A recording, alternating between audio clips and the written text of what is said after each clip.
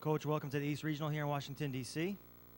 You can give us an opening statement, and then we'll open up for a little Q&A. We are excited to be in D.C., as most could attest to that are also in this tournament. It's an incredible honor to play in the Sweet 16, and we got a great feel for it last year in Atlanta. And to be able to come to D.C., to be able to play in this building, to be able to play in this tournament, in the history of this tournament, and in such a great city for basketball like this is exciting. We got in yesterday. We practiced yesterday afternoon. And since then, it's just been a matter of these guys getting acclimated to D.C. and watching a lot of tape, doing some walkthroughs, staying off their feet, enjoying themselves, and getting ready to come over here today. But it's a fantastic regional, and to be a part of this with Syracuse, with Marquette, with Miami is a big, big deal for us. And we expect to have a lot of fans here, as I'm sure all the other three schools do. And we hope to play our best tomorrow night. All right, again, raise your hand. A microphone will be brought to you. Please state your name and your affiliation, and we'll start right down here in the front. Let's go. You've been asked this before, but I'll ask it again. What do you remember about the first time you saw Victor Oladipo, and what were the circumstances? Was he in 8th grade or? No, I don't think it was that young. It was I think it was probably the 9th grade year, and DeMatha would always have so many players in their workouts that were young and old because it's such a great program. And the thing that just stood out to me about him was the first thing about his intangibles was his eye contact. I mean, this is somebody that looked his coaches in the eye, looked his teammates in the eye. And I know that sounds like a simple thing, but in this day and age, it's not. That's a big deal. And so you just stood out early on that he was aware, that he had very good self-awareness. But then when you would see him play, I think the thing to me was just the burst of athleticism, what he was like around the rim. And then just this innate desire, to me, to just be a great defender, especially on the ball. And how he could spread out with these long arms and quick feet and get his nose down in the player's chest and not hop and not get beat off the dribble, but really, really work at defense. So the athleticism and the desire to defend were the first things that really stood out to me. And then just watching him from a distance and just watching how he was with his teammates, his coaches, that eye contact again, that his personality starting to show. And then when you start to get to know him, I mean, then you just see what everybody else sees. And the other thing that always stood out to me, not necessarily the first time, but that as good as he was with his teammates, he was very, very comfortable with his coaches, no matter what their age was. And he was comfortable in those groups. I really saw that in the summertime when he would be with his team takeover program. And Keith and Kenny, I mean, he was just one of the guys. It wasn't here's the coaches, here's the players. I mean, he was mixed in all of that. And again, that sounds simple, but it's not. That to me is a big deal because that shows that a guy really wants to absorb things. All right, we're going to start over there to our right-hand side, Coach. Bill Spalding, WAER Radio in Syracuse. You have some familiarity coaching against Boeheim's zone with Marquette. How does that help you in preparation, and what kind of challenge is going up against that zone? Well, the challenge never ceases. I mean, it's always great because he recruits, in my mind, to that defense. He's got great length. There's great foot speed. They cover ground in a quick period of time. They move on the pass, not the catch. There's always shot blockers that are not only in the middle but come from the wings. The long arm guards always create an issue. At Marquette, we didn't necessarily have the ability to score in the low post that maybe we have now. So it was a little bit different attack.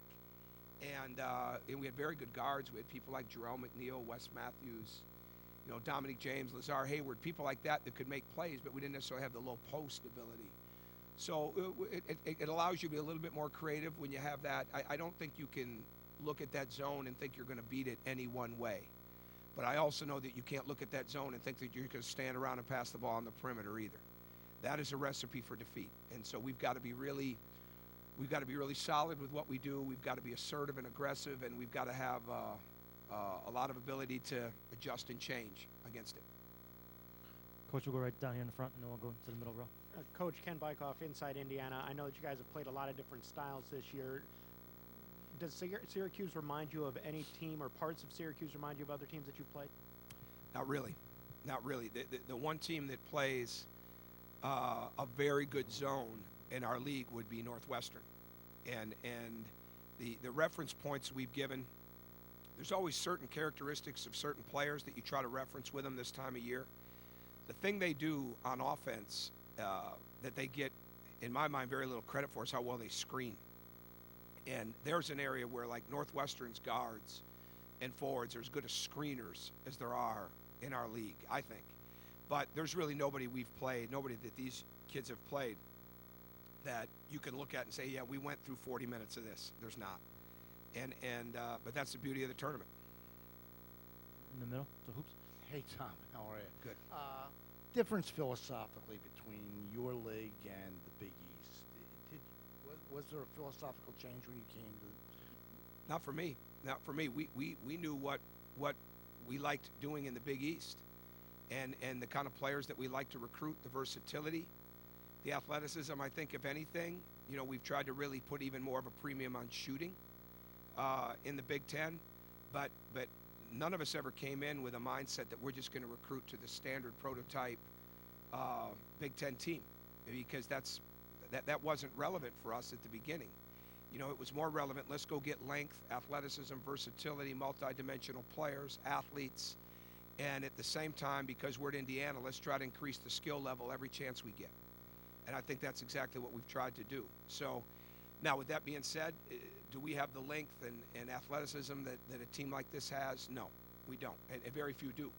So you've got to make sure that your spacing is right, your screening is right, your posts are right, where you're attacking from, all those different things. But the similarities are, I think, in the two leagues, that every night you're going to play against great coaches, you're going to play against star players, and you're going to play against really sound, deep teams. And deep may mean 7 or 8, but they're deep enough.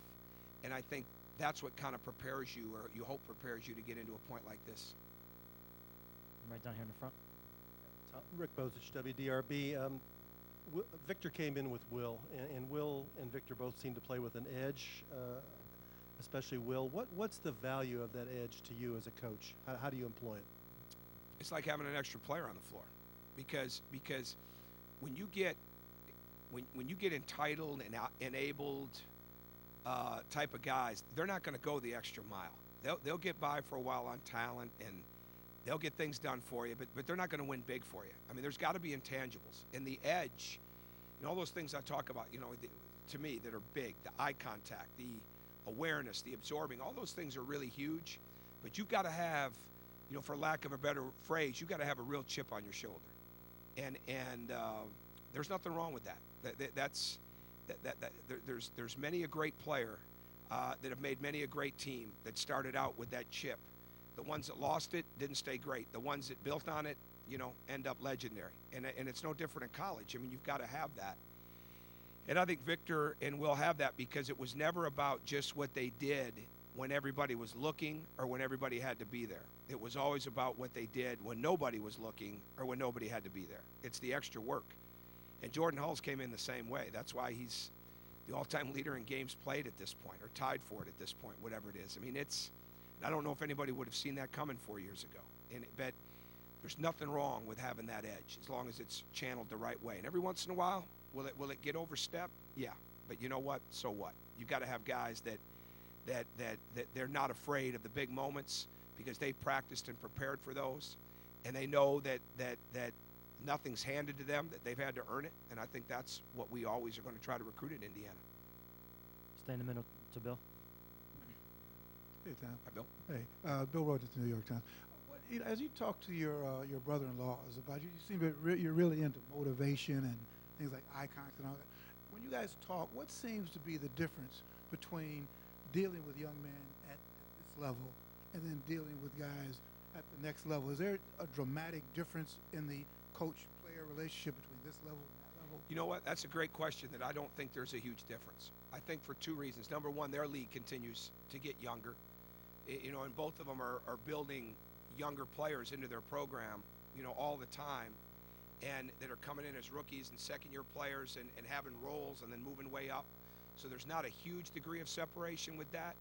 But I think what those two have done, and what I've continued to take from them, is they don't come in with a business mindset. They don't treat their players like it's business. I mean, there's a business aspect to it, but they really do try to build one-on-one relationships. I mean, they really do try to get deep in the sense of it's a lot more than just what we do from 2 to 5 or the 8 o'clock quarterbacks meeting or the special teams meeting. And I think that's why those two are so successful, because I don't think they've ever stopped coaching how they wanted to be coached, especially in the case of Jim, because I think Jim obviously played longer, so he played for enough guys that he knew what it was like to really have a relationship and a reverence to your coach, and he also knew what it was like to not have any relationship with your coach.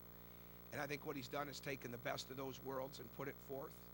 So that, to me, I mean, I still think, I look at the case of John and the guys that they coach, the Ray Lewises and Ed Reeds, there's an edge to all those guys that they love football.